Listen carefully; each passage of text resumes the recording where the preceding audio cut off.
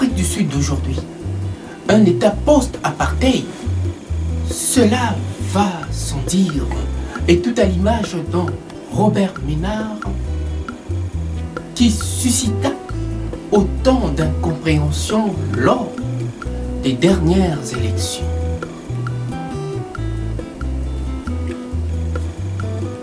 J'irai pas jusqu'à juger les hommes, mais simplement m'en tenir aux faits. Faits marquants, faits parlants, faits troublants, si bouleversants, que j'ai honte d'avoir été berné par tout un peuple dont la cause nous était commune, et croupissait là, dans les geôles d'un régime terriblement et redoutablement raciste, que le monde entier s'en est pris fait et cause. Et voilà que le résidu du nazisme en déclin, après la puissante défaite du Troisième Reich sous les ciels européens, s'est vu reconstituer très vite en Afrique du Sud, à l'image d'un certain nombre des États du sud des États-Unis d'Amérique. Voir aujourd'hui des Noirs sud-africains s'en prendre, mais violemment, aux Noirs africains qui n'ont commis pour seul péché que d'avoir choisi ce pays comme leur terre d'accueil. Une terre liée à une histoire qui a tant marqué les esprits, tant marqué les hommes de par le monde, et par ses multiples luttes de libération afin de faire plier là ce régime d'apartheid, une véritable honte mais pour l'humanité. Voilà que quelques résidus de ces décennies d'apartheid ressurgissent du côté des victimes, au point de donner raison à un Peter Botha et à Frédéric de Klerk et encore. Les Noirs sud-africains se trompent là de cible et font la honte de l'humanité que de prendre de tels raccourcis de l'histoire sous cette lorgnière dont ils sont gaves.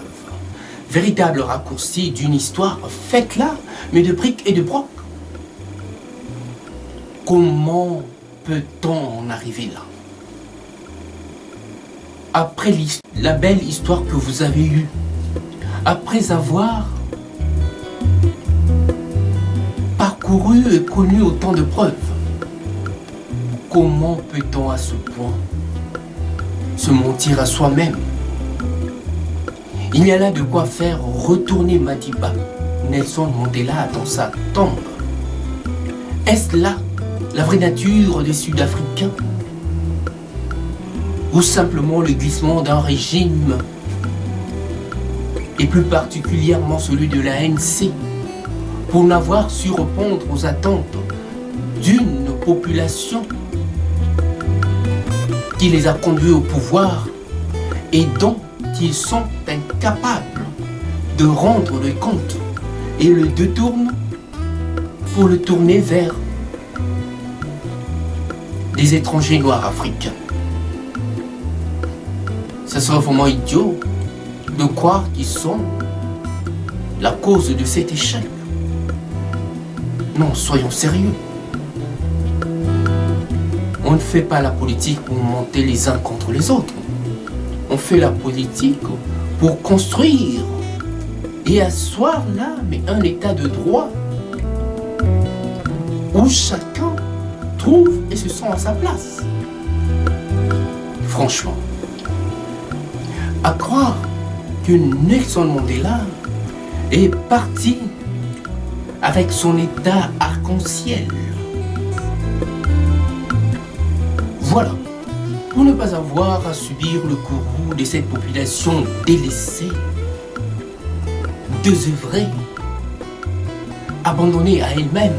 Oui, cette xénophobie est l'œuvre sans conteste des autorités sud-africaine et plus particulièrement de la ANC, qui ont là encouragé et laissé faire ces populations désœuvrées et désemparées à leur profit. Donc, plus question de se demander là, mais à qui profite le crime? La réponse est claire. À croire que Nelson Mandela et quelques rares de ses compagnons de lutte étaient là. Des seuls vrais citoyens d'un État arc-en-ciel, tenant compte de son histoire. Les Sud-Africains n'ont pas le droit de se comporter de la sorte vis-à-vis de qui que ce soit, parce que leur lutte était notre cause commune. Si tel en est le cas, alors Nelson Mandela n'a été là qu'un mythe. Comment peut-on se servir de la bêtise humaine pour détourner le peuple de son bilan aussi chaotique et désigner les étrangers noirs africains comme les responsables de leur échec? Non, ça c'est vraiment une politique de bouc émissaire. Pour n'avoir atteint sa politique de tout emploi, voilà que les autorités sud-africaines laissent aller à la xénophobie.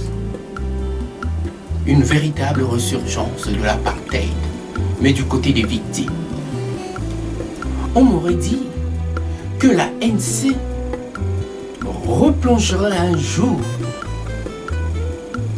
une partie de sa population dans les méandres de l'histoire qui tient à la xénophobie pour se disculper et déculpabiliser de ses objectifs non atteints. Je ne l'aurais jamais cru. Voilà la preuve que le racisme n'est pas forcément une question de couleur de peau, mais plus une mentalité, une notion qui tient à la manipulation des hommes politiques pour sauvegarder là leurs propres intérêts. Une raison de plus de mon rejet total de ce précepte qui témoigne là de toute la difficulté que ont certains hommes à défendre leur propre bilan, à faire valoir leurs théories et idéologies, et surtout, mais à faire face à leurs responsabilités, à ce qu'on leur reproche. Voilà qu'ils se jettent dans la gueule du loup. Donc, le sauve-qui-peut d'un bouc émissaire tout trouvé et tout désigné. Oui, j'ai mal de voir tant de vies sacrifiées si injustement. Les Sud-Africains ont la réputation et la mauvaise réputation de ne point supporter la réussite des Noirs africains sur leur sol. Ce qui justifie le nombre croissant des braquages à main armée dans des domiciles et dans les entreprises des ressortissants noirs africains. La question est, l'ANC se serait-elle là, mais accommodée de l'apartheid une fois au pouvoir?